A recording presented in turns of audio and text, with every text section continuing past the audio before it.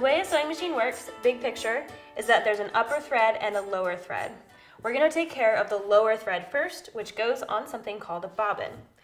We're going to take off our removable storage compartment and open the hinged cover down here, and this is the bobbin compartment, so this is where the bobbin's going to go. We're going to grab this little latch and pull out the bobbin case right here, and inside we will find an empty bobbin. A bobbin is basically like a baby spool of thread.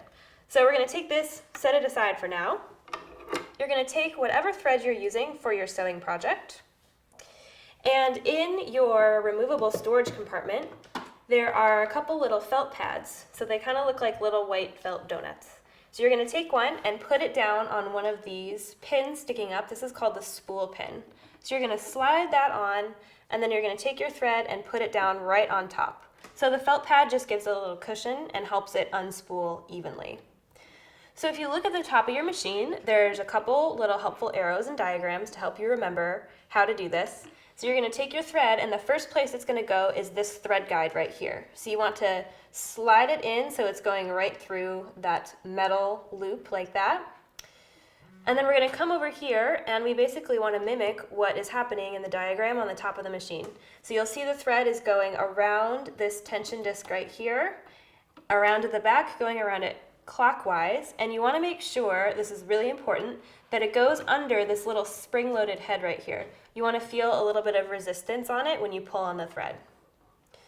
Then we will take our bobbin, and if you look at the bobbin, there's little holes on each flat side. So there's really no top or bottom, it doesn't matter, you can just pick one, and we're going to go and thread the thread up through one of those little holes. So we're going in from the inside, so from the inner area of the bobbin to the outside.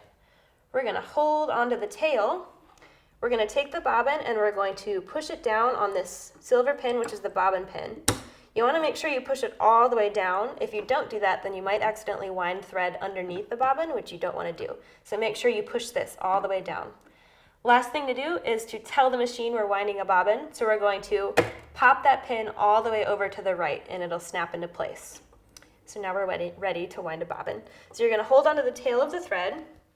Don't let go of it, and we're going to push on the pedal.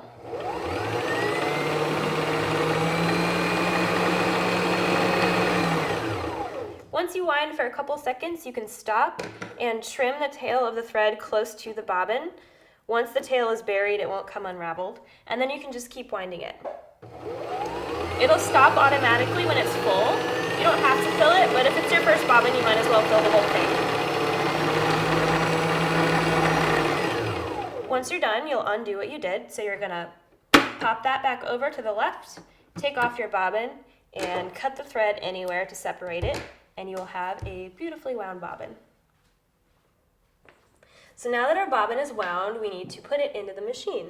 So your bobbin compartment should still be open from the last time. So that is this part right here, and you want to find the bobbin case, which is that silver piece that we pulled out before. So we're going to hold our bobbin case so that the open side is facing us, and the little finger is pointed up at 12 o'clock. You're going to grab your bobbin that you just wound, and you want to hold it so that it's making a number 9. So if you imagine that the thread tail coming off on the right is like the stem of the 9, you want to hold it that way, and then we're going to drop it right into the bobbin case.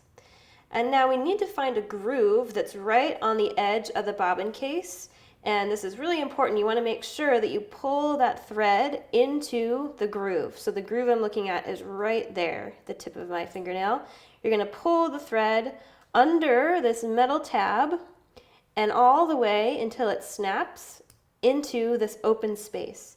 You want to hear it snap, but you also want to make sure visually that you see the thread right in the center of this open space. That's super important, so make sure that it looks just like this. Once you have it in, you can test that it's in the right way by pulling on the thread, and it should unwind clockwise. Then you know that it's all in, you're good to go. At this point, you can just let go of the thread tail, and we're going to hold the bobbin case by the spring-loaded little latch right here like this. You want to make sure that, again, still that finger is pointed straight up, and you're going to take the bobbin case and push it into the bobbin holder.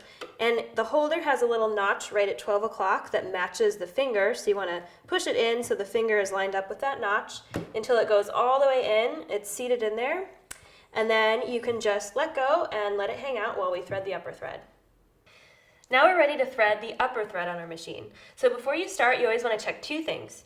You want to make sure that the presser foot lifter is all the way up, so the presser foot is in the up position as opposed to the down position. You want to make sure that is up. You also want to check the take-up lever, which is this silver hook right here, and make sure that that is all the way in the highest position as well.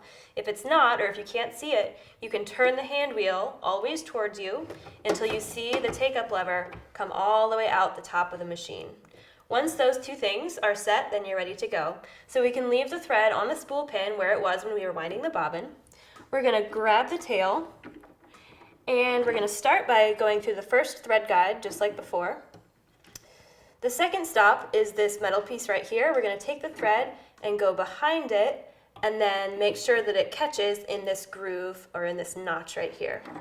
We're going to go down into this little channel.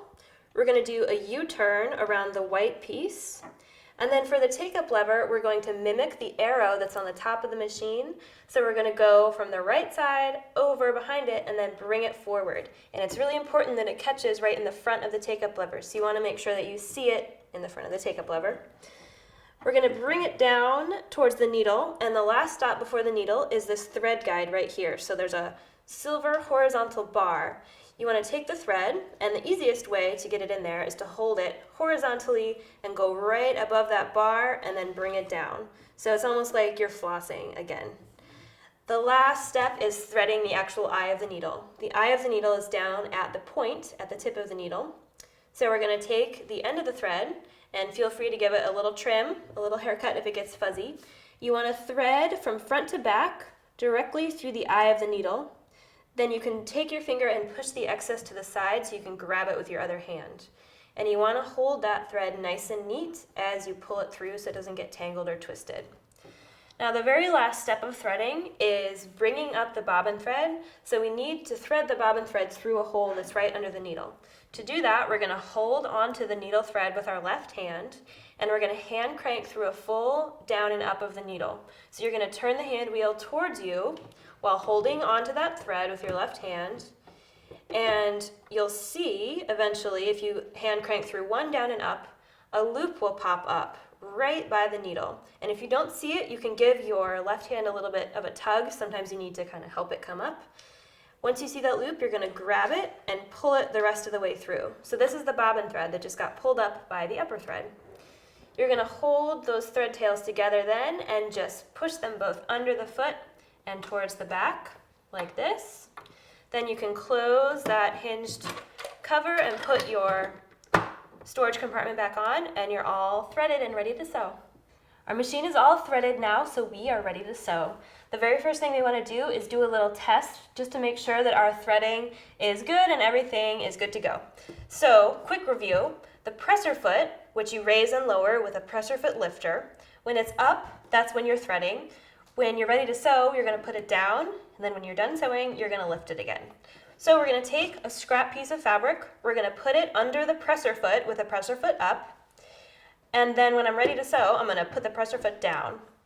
I'm going to make sure that my machine is set on a medium straight stitch, so that's the middle straight stitch of the three. If it's not on that stitch, you can just turn the stitch selector dial until it's on the middle straight stitch. That's a good stitch for sewing seams.